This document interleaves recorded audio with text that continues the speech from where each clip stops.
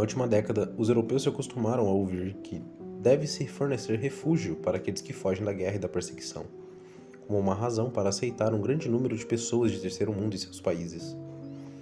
Um momento chave ocorreu em 2015, quando a então chanceler alemã, Angela Merkel, unilateralmente e sem consultar o povo alemão, convidou 1,2 milhão de sírios a se estabelecerem no país. Os recém-chegados receberam benefícios generosos, incluindo apartamentos para morar, pagamentos de bem-estar para viver, bem como acesso ao Sistema Nacional de Saúde, educação e muito mais. Como de costume, a maioria das chegadas eram de homens jovens de entre 18 a 40 anos. Como soubemos posteriormente, muitos dos que chegaram não eram nem da Síria, mas sim de outras nações variadas, como Iraque, Afeganistão, Paquistão e vários outros países asiáticos e africanos. Como costuma acontecer em toda a Europa, eles chegam sem documentos, o que dificulta a comprovação de sua origem. Quando administrados, testes de DNA e dentários muitas vezes provaram que suas alegações eram falsas, principalmente para numerosos homens adultos que alegam ser crianças refugiadas, muitos dos quais acabaram em escolas ao lado de crianças nativas europeias. Vamos administrar isso, afirmou Merkel, em uma tentativa de amenizar os temores públicos.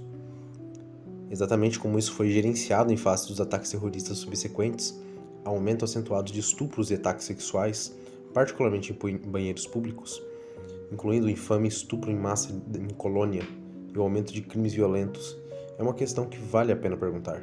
A liderança da União Europeia mostrou sua verdadeira face ao imediatamente cerrar as fileiras em torno de Merkel, declarando que ela não apenas faz a coisa certa, mas que todos os países europeus deveriam receber a sua parte justa. Em outras palavras, impondo cotas para todos os países da União Europeia a aceitarem proporções dos recém-chegados. Compreensivelmente, isso causou alguma discórdia, como nações como a Polônia e outras no Visegrad 4, que se recusaram em assinar esse sistema de cotas. Em retrospectiva, parece bem possível que a votação apertada do Reino Unido para deixar a União Europeia tenha sido influenciada por esses eventos. Tem sido um tema comum, predominantemente com líderes políticos à esquerda, mas cada vez mais à direita, que as nações ocidentais e europeias têm algum tipo de dever moral de fornecer refúgio aos recém-chegados de cantos distantes do mundo, como a suposição aparentemente infundida de que eles estão sempre fugindo de algum tipo de circunstância terrível, como guerra, perseguição ou fome. Deixando de lado a questão de por que é dever de todo país branco aceitar aqueles que fogem dos diversos problemas do mundo, particularmente às custas de seus próprios cidadãos, ultimamente houve uma mudança notável na retórica, e é uma mensagem que já ouvimos antes. Como milhares de jovens de terceiro mundo chegam de barco diariamente às costas europeias, parece haver pouca pretensão de que eles estejam fugindo de qualquer adversidade.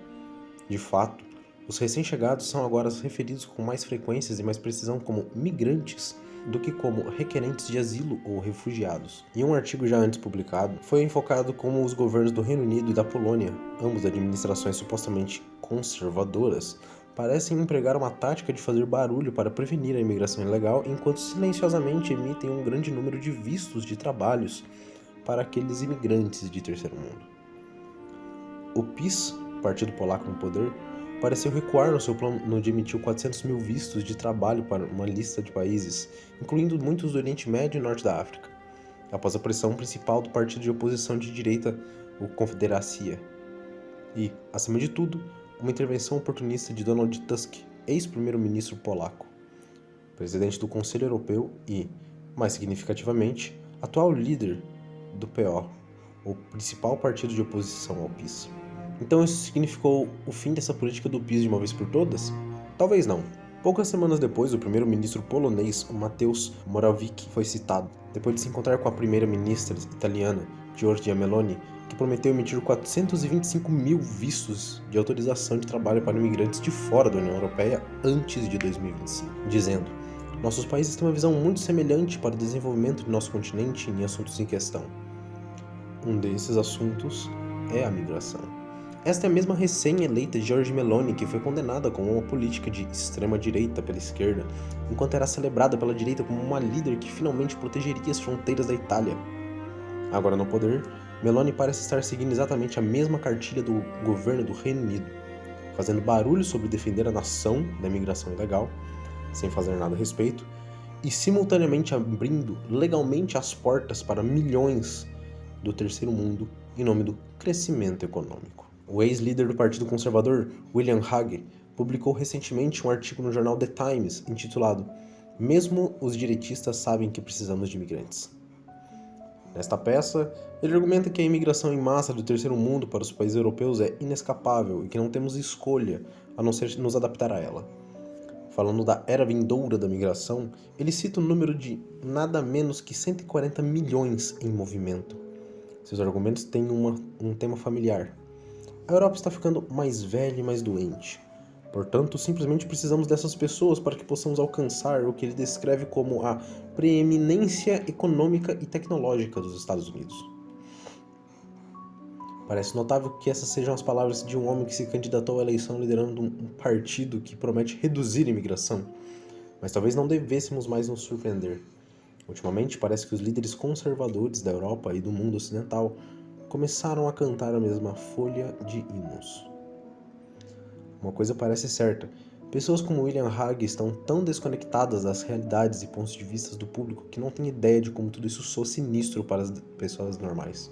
Para a grande maioria de nós, o pensamento de 140 milhões de homens do terceiro mundo descendo sobre todas as nações de etnia branca, cujas populações nativas já são minoria global cada vez menor, é aterrorizante. Não é assim com Aya e líderes conservadores europeus como Meloni e, aparentemente, Morawiecki também. Dado o tempo quase simultâneo desses anúncios, há notável semelhança entre os números propostos: 400 mil por ano, de acordo com o plano PIS, versus os 425 mil anunciados por Meloni. Não podemos deixar de nos perguntar se essas políticas estão sendo ditadas por algum lugar invisível e superior. Parece ser do interesse público saber exatamente com quem esses líderes estão se associando nos bastidores, com quais líderes empresariais, think tanks e organizações supranacionais eles têm conversado. Pode-se até perguntar se alguma grande transação financeira ocorreu. Parece que vivemos em uma época em que os líderes políticos de ambos os lados estão mais em dívida com as grandes empresas e órgãos supranacionais não eleitos do que com o público a quem eles devem servir. Cada vez mais, eles falam sobre nossos países como se fossem pouco mais que corporações gigantes e seus cidadãos as unidades econômicas facilmente intercambiáveis.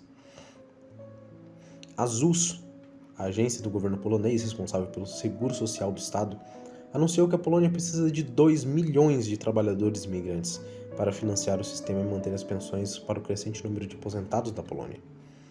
Embora o fundo de pensões cada vez menor da Polônia seja uma questão preeminente, dada a incrível adversidade que a Polônia enfrentou como nação, inclusive sendo varrida do mapa inúmeras vezes, para não mencionar invasões e devastações na mão dos alemães e russos no século XX, economizar pensões parece uma justificativa surpreendente para apagar a Polônia mais uma vez. Mas aí está. A questão-chave deve ser: o que resta de uma nação e de sua cultura sem seu povo? Se seguirmos a lógica desses líderes e políticas, o preço desse crescimento econômico do qual ouvimos falar sem parar parece ser a substituição definitiva e o apagamento do povo polonês. A chegada de quase 500 mil de indivíduos com idades entre 18 e 40 anos a cada ano garantiria que, na maioria dos países europeus, em apenas alguns anos, as populações nativas da corte trabalhadora e reprodutiva seriam superadas em número pelos recém-chegados. A alegação de que a imigração do terceiro mundo beneficia economicamente os países europeus em geral não se sustenta. Como descobriu um estudo na Dinamarca, os imigrantes dos países do MENAPT, Oriente Médio, Norte da África, Paquistão, Turquia, são, na verdade, um imenso dreno para o Estado. Imigrantes e descendentes dos países da MENAPT custaram ao Estado dinamarquês 85 mil coroas por pessoa em 2018.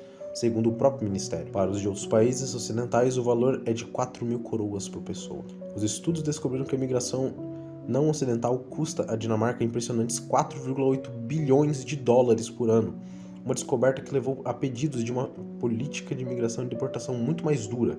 O mantra globalista pró-multiculturalismo de diversidade é força, repetido incessantemente para nós, é construído sobre uma base de mentiras. Estudo após estudo mostrou que, de fato, A diversidade étnica leva a reduções na produtividade, na cooperação e no Estado de Direito. O próprio argumento econômico cai por terra diante da realidade. Estamos no início de uma extinção em massa e tudo que você pode falar é sobre dinheiro e contos de fadas de crescimento econômico eterno, disse Greta Thunberg, repreendendo os líderes mundiais na Cúpula de Ação Climática das Nações Unidas de 2019.